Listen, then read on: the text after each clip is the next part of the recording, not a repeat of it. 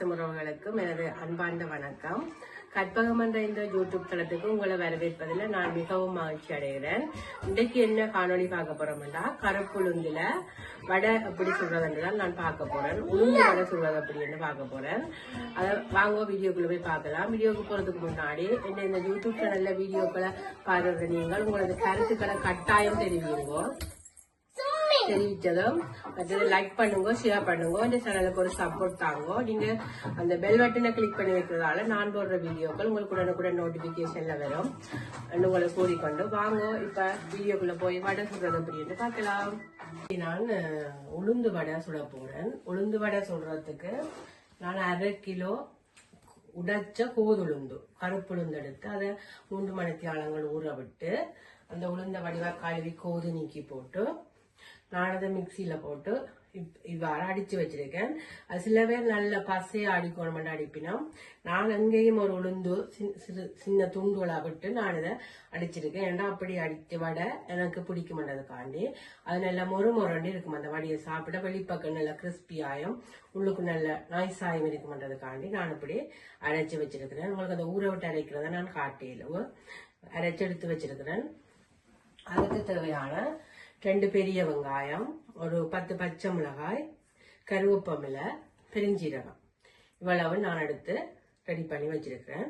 இப்ப இந்த கருவேப்பமிலை, பெருஞ்சீரகம், பச்சை மிளகாய் எல்லாத்தையும் வெங்காயம் எல்லாத்தையும் இப்ப நான் இந்த அரைச்சி வச்சிருக்கிற உளுந்தோட சேர்த்து மிக்ஸ் பண்ண போறேன்.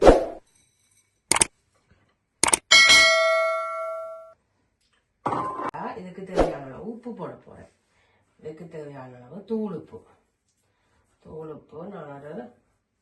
நான் வளமையா சேர்க்கிற அளவு நான் இதுக்கு சேர்க்க போறேன். சேர்த்துட்டு மிக நல்ல வடிவா இதை நான் குழைச்சு எடுக்க போறேன்.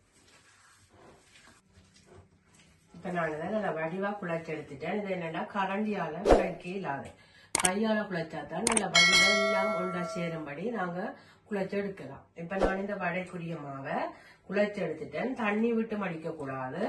இந்த பருவத்தில் இருந்தா தான் வடை போடுறதுக்கு எங்களுக்கு இலகுவாக இருக்கும். இப்ப நான் எல்லாம் குழைச்சு வடிவா எடுத்துட்டேன்.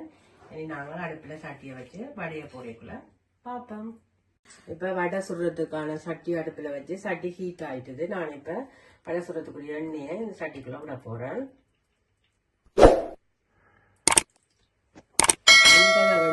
தேவைய வடை மூழ்கி பொரிகிற அளவுக்கு வெண்ணெய் நான் இப்ப சூரியாந்தி எண்ணெய் தான் நான் இந்த வடையை சுடுறதுக்கு நான் பயன்படுத்துறேன். சூரியாந்தி எண்ணெய் நீங்கள் உங்களுக்கு தேவையான நீங்கள் பயன்படுத்துற இந்த எண்ணெயும் பயன்படுத்தி கொள்ளலாம். இப்ப எண்ணெய் சூடாக நாங்கள் வடையை போட்டு எடுப்போம். வடையை போட்டு எடுக்கிறதுக்கு நான் இந்த கையை நினைச்சு போட்டாதான் அந்த வடைமாங்கிற கையில இருந்து ஒட்டாம எண்ணெய் சட்டியில போகும். அதுக்காண்டி நான் ஒரு கிண்ணத்துல கொஞ்சம் பச்சை தண்ணி எடுத்து வச்சிருக்கிறேன். இப்ப நான் எண்ணெய் ஹீட் ஆயினதும் நான் இப்ப வடைய போட போறேன். இப்ப எண்ணெய் நல்லா சூடாயிட்டுது. நான் இப்ப அடுப்ப ஒரு அளவான ஹீட்ல குறைச்சி வச்சுக்கொண்டு நான் இப்ப வடைய போட போறேன். அளவான ஹீட்ல இருந்தா தான் வடை உள்ளுக்கெல்லாம் வேகும். இந்த கையோருக்க நாங்க இப்படி தண்ணியில நினைச்சிட்டு இந்த மாவை எடுத்து நாங்க வடைய போட்டோம்னா வடை மிகவும் நல்ல வடிவா வரும். இப்ப நான் அளவான சைஸ்ல இப்படி மாவை எடுத்து இப்படி செஞ்சுட்டு இதுல ஒரு ஊட்டை போட்டுட்டு இப்படி போட போறேன். நான் ஒரு கையால தான் போடுறேன். நான் 2 கையிலையும் தப்பி போடுறேன். எனக்கு அது பழக்கம் இல்லை.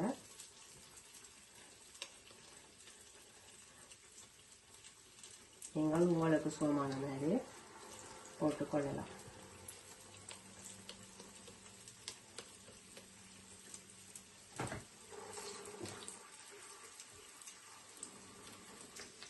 நான் கொஞ்சம் பெரிய பெரிய வடையாத்தான் போடுறேன். நான் அதே அளவுக்கு நான் போட்டுக்கொள்கிறேன். நீங்கள் உங்களுக்கு தேவையான சைஸுக்கு போட்டுக்கொள்ளலாம். நான் வச்ச சட்டிக்கு ஒரு 6-7 வடை போடும். இந்த மாதிரி வடை போடலாம். அதையும் போட்டுட்டு பார்ப்போம். இப்போ நான் போட்டுட்டேன். இப்போ வடை ஓரளவு வெந்தா அது மேல தானா கொஞ்சம் மேல எழும்பி வரும்.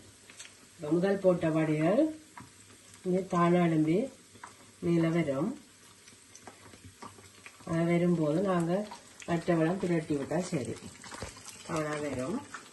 இப்போ நான் இப்போ தானா வந்த அந்த வடையை இப்போ மற்றவளம் நான் திரட்டி விட போகிறேன்.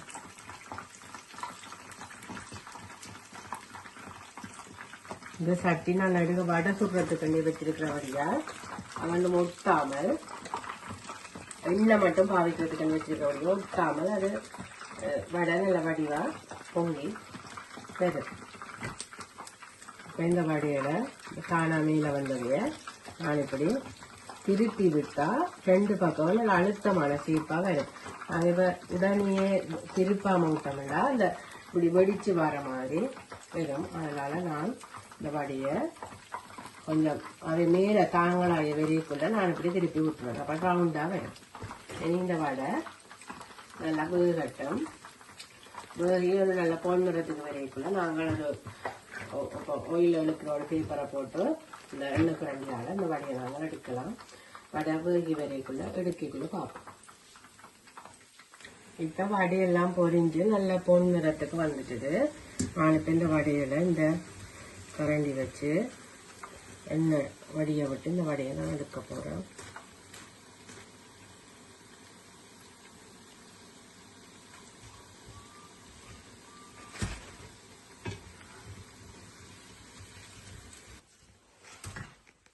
நான் எடுத்துட்டு திரும்பவும் இந்த மாவை நான் போட போகிறேன்.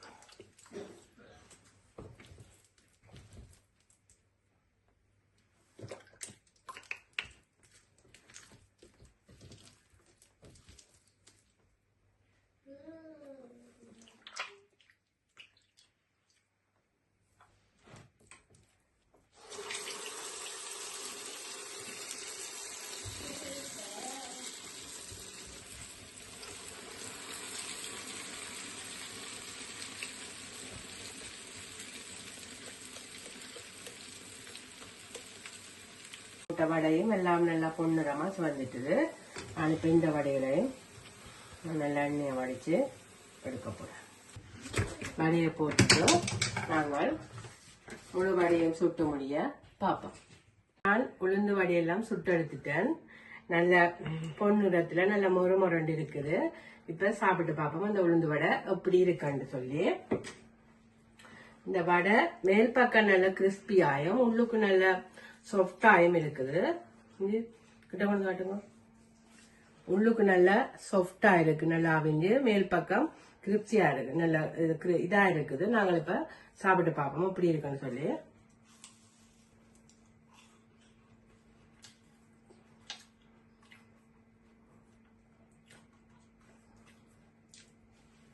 மிகவும் ஒரு நல்ல டேஸ்டா இருக்குது. கருப்புலந்துல சுட்டதால இன்னும் நல்ல டேஸ்டா இருக்குது. நீங்களும் இந்த உளுந்து வடையை ட்ரை பண்ணி பாருங்க. உங்களுக்கு எப்படி வருதுன்னு சொல்லி ட்ரை பண்ணி பாருங்க. பார்த்துட்டு எனக்கு உங்கள் கருத்துக்களை எனக்கு பதிவிடுங்க. மற்ற லைக் பண்ணுங்க, ஷேர் பண்ணுங்க. உங்களோட சப்போர்ட் எனக்கு தாங்க. நான் இன்னும் ஒரு காணொலியில உங்களை மீண்டும் சந்திக்கிறேன்.